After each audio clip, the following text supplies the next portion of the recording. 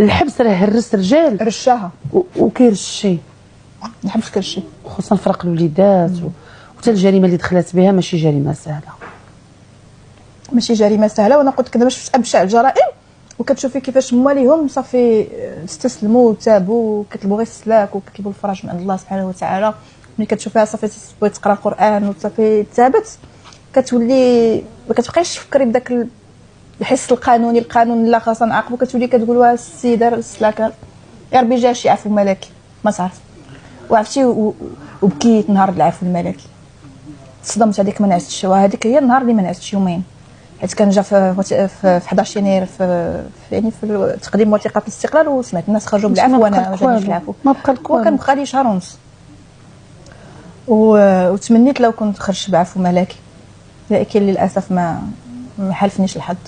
وكتسمعي الناس اللي تيخرجوا بالعفو ملكي وكيبقاو يزغرتوا عليهم كيفرحوا عرفتي كتحلوا لك هذوك البيبان كيفرحوا مساكن. فاش ناضوا قالوا لك خرجي يلاه صافي دابا والله العظيم زعما داك العفو شفتهم داخل السجن سجناء كيفاش كيحبوا سيدنا وكيفاش كيبقاو يبغيو ويقولوا الله ينصر سيدنا، حاشا الملك حاشا الملك الله اكبر، وكنبقاو نقولوا الله اكبر الله، والناس كيخرجوا داك واحد التبوريشه، لان كتشوف واخا القانون القضاء عطاك واحد العقوبه وكيجي سيدنا وكيعفي عليك.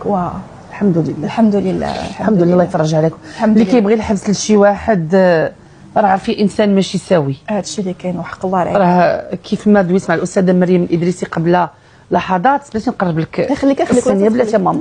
لا انا غير بغيت ندوق هنا. يعني راه القضاء تيعطيك الاحكام القانون، ولكن مزيان اننا نكونوا مسامحين وكنتسامحوا لان شوف الحبس ما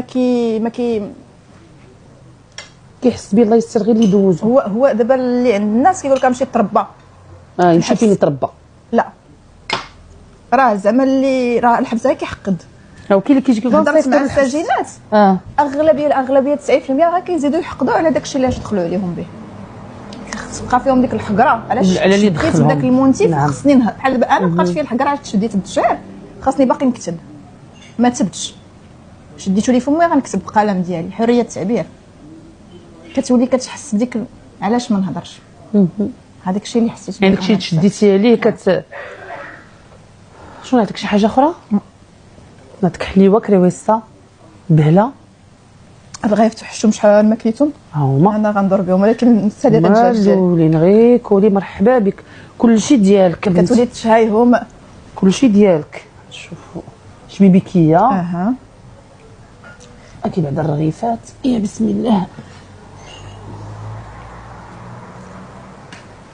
بنينه كلشي تبارك الله في ميزه ما شاء الله كلشي ديال الدار.